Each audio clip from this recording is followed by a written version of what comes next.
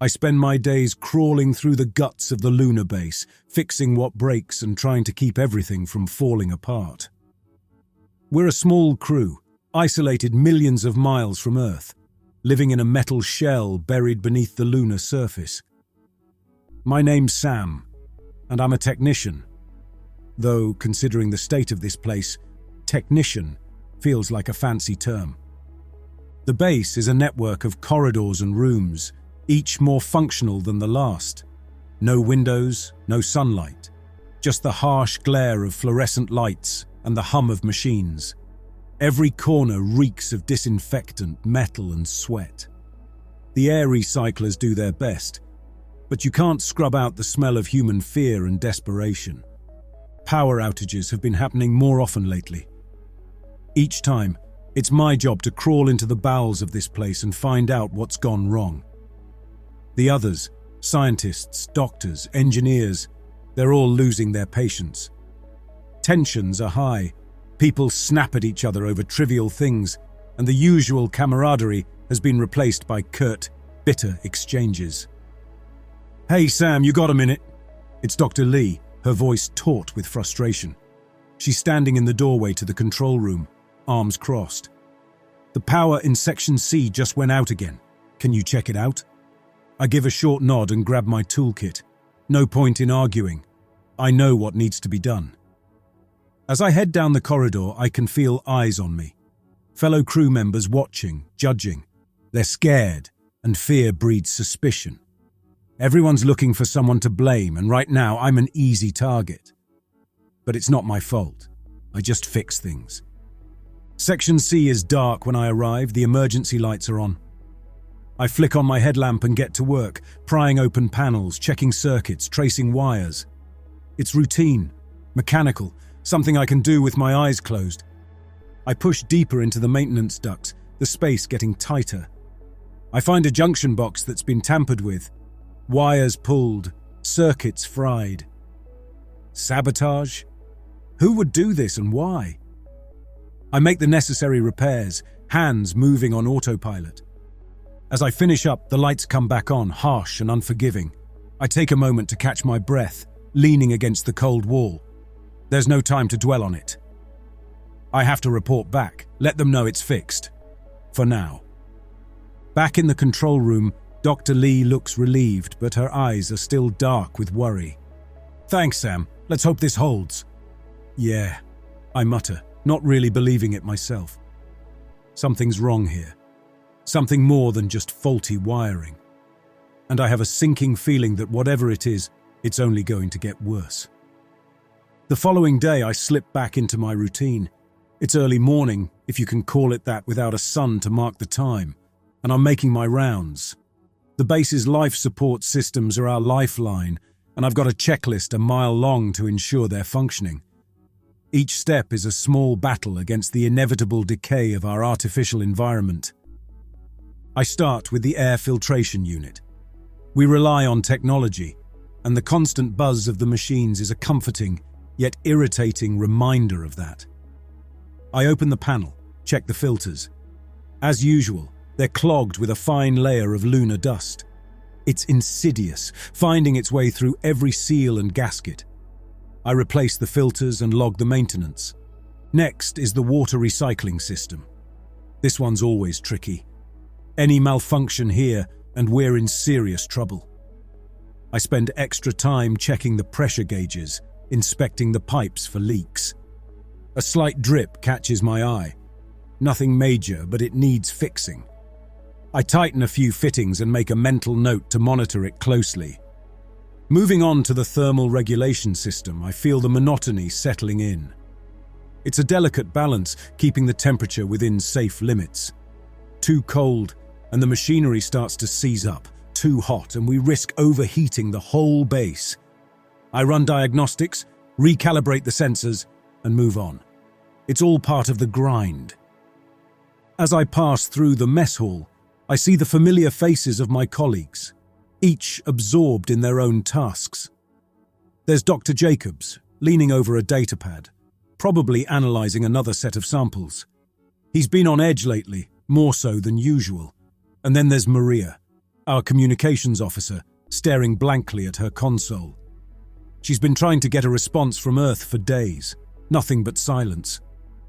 "Morning, Sam," Maria says without looking up. Her voice is flat, drained of any warmth. I give her a curt nod, not in the mood for small talk. We all feel the weight of this place, the isolation nagging at our sanity. There's no room for pleasantries. In the back of my mind, the discovery from yesterday eats at me. Sabotage. I haven't told anyone yet. What good would it do? It would only add to the paranoia, and we're already teetering on the edge. The last stop on my rounds is the power core. It's the heart of the base, a complex web of generators and batteries. I check the readouts, ensuring everything is within normal parameters. The generators are really noisy here. I inspect the coolant levels, recalibrate the output settings, and run a full diagnostic. Everything seems fine on the surface, but I know better. I've seen the tampered junction box, and I know it's only a matter of time before something else goes wrong. As I finish up, I feel a vibration in my pocket. It's my personal comm unit. I pull it out and see a message from Dr. Lee. "Meeting in the briefing room at 2. Mandatory." Great. Just what I need. A meeting. I tuck the unit back into my pocket and make my way back through the corridors to my quarters. Inside, it's no more comfortable than the rest of the base. A small bunk, a metal desk, and a locker with my personal belongings.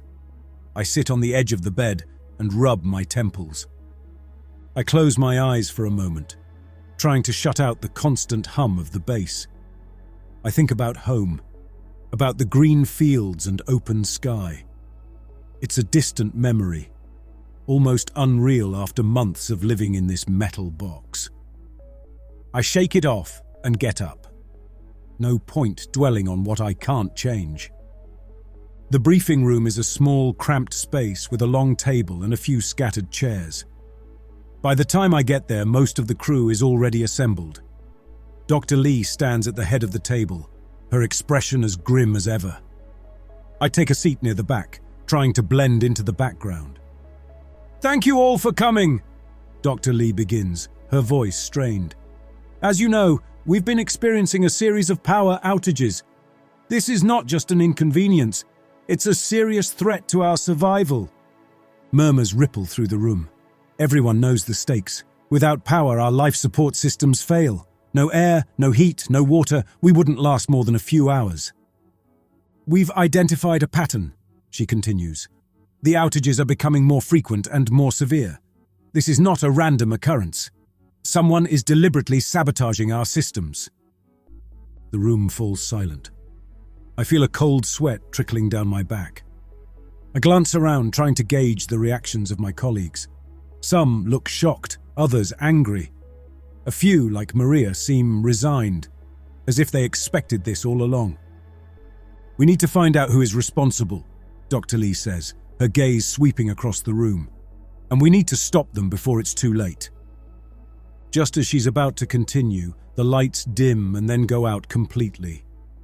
The room plunges into darkness, followed by the sound of alarms screeching through the base. Emergency lights kick in, casting everything in a red glow. "Everyone stay calm," Dr. Lee shouts over the noise. "Sam, get to the control room and see what you can do. The rest of you, stay here and wait for further instructions." I'm already on my feet, toolbox in hand. I push through the crowd and head for the control room. The corridors are bathed in the same red light, making everything look like a scene from a nightmare. As I reach the control room, I see Dr. Jacobs and a couple of engineers frantically trying to stabilize the systems. Panels are open, wires are exposed, and the air smells strongly of burnt electronics. It's chaos. "Sam, over here!" Dr. Jacobs calls out. "We've lost power to the main grid. We need to reroute through the auxiliary systems." I nod and get to work. Years of training and experience kick in, pushing aside the rising panic. I trace the wires, checking for breaks, looking for any signs of tampering. It doesn't take long to find the problem, Another junction box, this one completely fried. Someone knew exactly what they were doing. Got it. Try it now. Dr. Jacobs flips a switch and the lights come back to life. The alarms die down, replaced by the steady sounds of the base's systems coming back online. There's a collective sigh of relief. But we all know this is just a temporary fix. Good work, Sam, Dr. Jacobs says, clapping me on the shoulder. I nod, wiping the sweat from my brow. The truth is, I'm scared. Scared of what we might find, scared of what it means for all of us. But there's no time to dwell on it. We need to keep moving, keep fixing, keep surviving. When I get back, the crew is still on edge. Dr. Lee is trying to keep everyone calm, but it's clear that the situation is wearing on her as well. She looks up as I enter, relief and worry in her eyes. Sam, any luck? She asks. Temporary fix, I reply, but we need to figure out who's behind this, and fast. Agreed. We'll start an investigation immediately. In the meantime, everyone report anything suspicious, no matter how small. As the meeting breaks up, I feel a tap on my shoulder. It's Maria. Sam, can I talk to you for a moment? Sure, I say, stepping aside with her. What's up? I've been monitoring the communications, she says. I think there's something you need to see. I follow her to the communications room. What could she have found? Another clue? Another threat? As we enter the room, she locks the door behind us and turns to her console. Look at this, she says, pulling up a series of logs. These are all the transmissions we've received from Earth over the past month. Notice anything strange? I scan the logs, my eyes narrowing. At first glance, everything seems normal. But then I see it, a series of encrypted messages buried within the regular transmissions. What the hell? I mutter, leaning closer. Who sent these? I don't know, Maria says, but I think they're connected to the sabotage. Someone on Earth knows what's going on here, and they're trying to help the saboteur. Keep this between us for now, I say. We need to figure out who's behind this before we go public. The alarms may have stopped, but the sense of impending doom lingers. I head back to my quarters to grab a quick bite and regroup. As I take a seat at my desk, my mind races with thoughts of the encrypted messages Maria showed me. The possibility of an external accomplice is chilling. My comm unit buzzes again, another alert from Dr. Lee. She's requested I investigate a persistent anomaly in the lower levels, an area we seldom venture into unless absolutely necessary. The place is a maze of old, unused sections of the base, abandoned after initial construction. I grab my toolkit and head out, the corridors eerily quiet. The lower levels are colder, the lighting dimmer. The walls here are older, stained with the residue of past operations.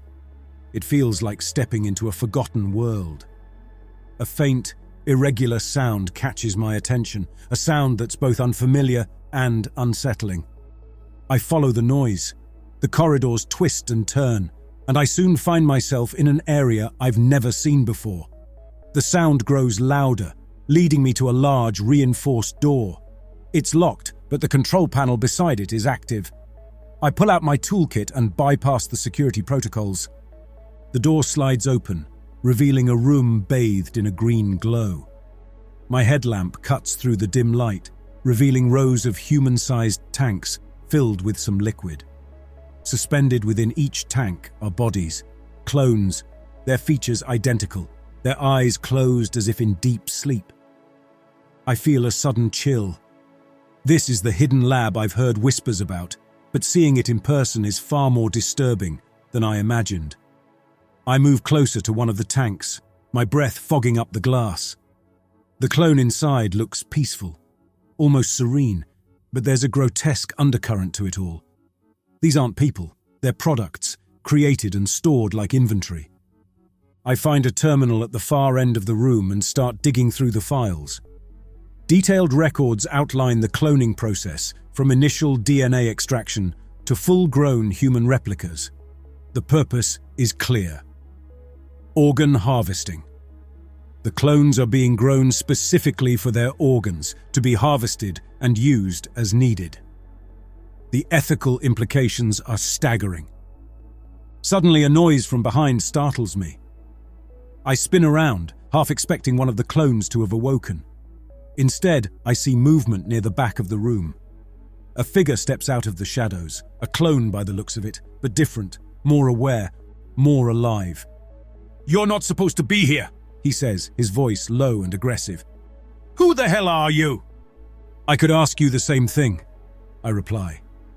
"I'm Sam, a technician. I found this place by accident." The clone steps closer, his features becoming clearer in the green light. "I'm not like the others," he snarls. "My name is David. We're not your tools." "Tools?" I repeat, my mind struggling to process this new information. "What do you mean?" David's eyes narrow, his fists clenching. "We're not just mindless copies. We think, we feel, and we're tired of being used as spare parts." The reality of the situation hits me hard. These clones are sentient, aware of their existence and the fate that awaits them. They're fighting for their lives, and the power outages are their doing. A desperate attempt to disrupt the base's operations. "I don't want any trouble," I say, raising my hands in a placating gesture. "I just want to keep the base running." David's expression hardens. "You're already in trouble, whether you like it or not. We're not going to be harvested like livestock. You tell your superiors that we're done being their guinea pigs."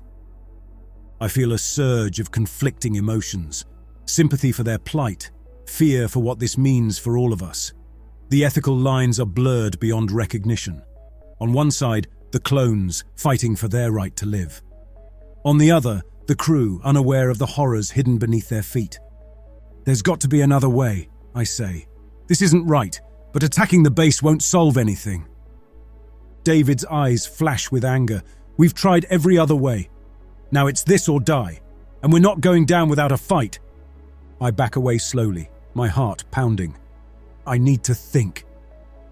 David doesn't move, his glare never leaving me. "You do that, but remember, Sam, time's running out. For all of us." The next few days are a nightmare. The power failures escalate, hitting every critical system. The entire base rattled, the lights blinked on and off, and the machines made loud grinding noises. Life support systems hiccup, and the air grows thin and stale. Security systems glitch, leaving parts of the base vulnerable. Every time I fix one problem, another one surfaces. It's like playing whack-a-mole in hell. My comm unit is constantly buzzing. Dr. Lee's voice is a constant presence, issuing urgent commands, demanding updates. Her calm facade is crumbling, replaced by a frantic edge. The crew is on edge too. Fear and suspicion run rampant. Fingers point in every direction, and trust is a rare commodity. In the mess hall, people huddle in small groups, whispering. Maria catches my eye, a silent question in her gaze. I shake my head slightly. There's nothing to say that will make this better. We're all trapped in this sinking ship. I head to the control room, the base's nerve center. It's a chaotic scene, engineers and technicians scrambling to keep things running. Sam, over here. It's Dr. Jacobs. The backup generators are failing. We need to reroute power from the non-essential systems. I nod, barely hearing him over the noise. My fingers move over the controls, rerouting power, bypassing damaged circuits. As I work, my mind drifts to the clones. David's angry face haunts me. They're not just fighting for freedom. They're fighting to survive. I'm torn between my duty to the crew and the horrifying reality of the clone's existence. Suddenly, the lights dim. The main power grid is down again. I curse under my breath and grab my toolkit. There's no time to think, only to act. I make my way to the lower levels where the power conduits run. I reach the junction box and pry it open. It's a mess of fried circuits and severed wires. The damage is extensive, but I manage to patch it up, rerouting the power to stabilize the grid. As I finish, I hear a noise behind me.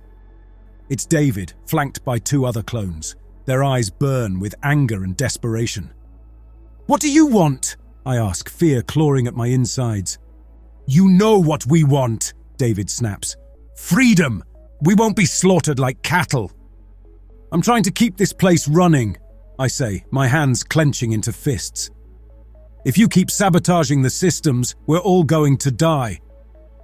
Better to die fighting than live as slaves, one of the other clones hisses. David steps closer, his gaze boring into mine. You have a choice, Sam. Help us, or get out of the way. I can't, I start, but he cuts me off. Can't or won't. You know what's happening here is wrong. You've seen it. His words hit hard. He's right. I've seen the horror, the inhumanity, but helping them could mean the end of everything I know.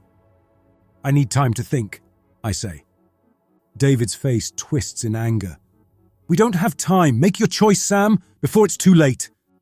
They leave me standing there, the weight of their ultimatum pressing down on me. I finish the repairs and head back to the control room, my mind a storm of conflicting thoughts. The base is quieter now, the crew exhausted, morale at an all-time low. Suddenly, an explosion rocks the station. The lights dim, alarms sound, and distressed voices fill the comm system. The clones have made their move. All personnel, report to your stations immediately, Dr. Lee's voice commands over the intercom, but her tone betrays her fear. The base's security team scrambles into action, grabbing weapons and bolting toward the source of the explosions. I grab my toolkit and follow. The corridors are chaos, red emergency lights, smoke, and the smell of something burning. I hear shouts and gunfire up ahead. I turn a corner and find myself in the middle of a firefight. Clones, armed with weapons and tools, clash with security forces. The violence is brutal and immediate. A security officer goes down, blood spraying from a gash in his throat.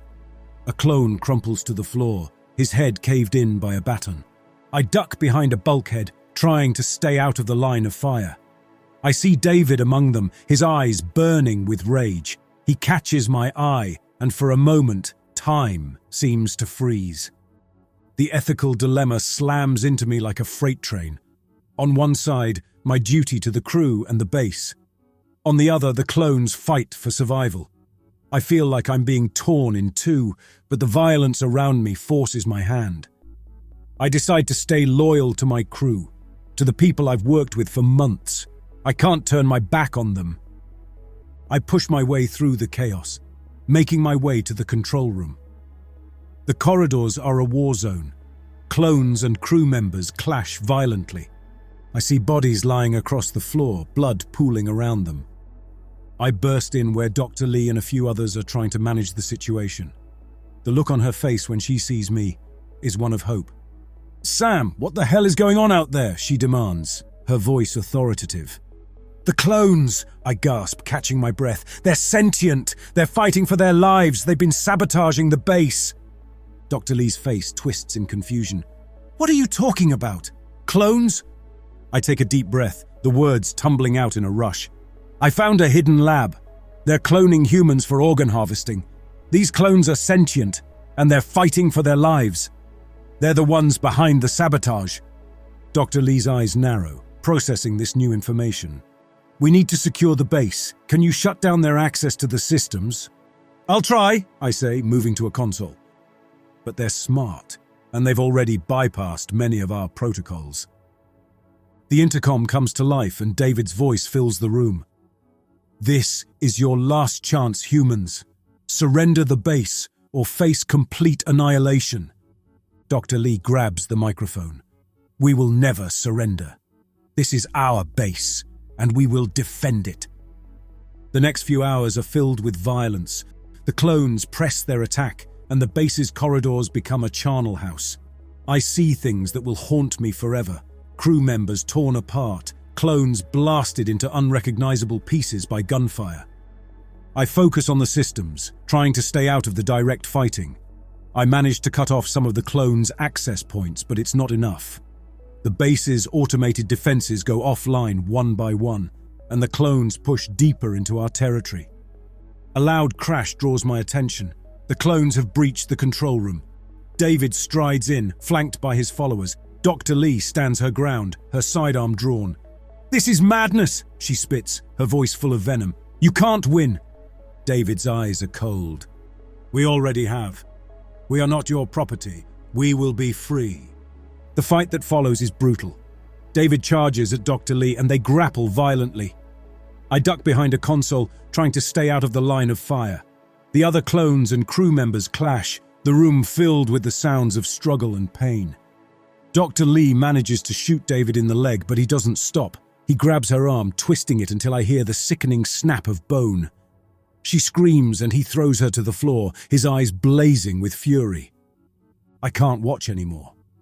I grab a nearby fire extinguisher and slam it into the back of a clone's head.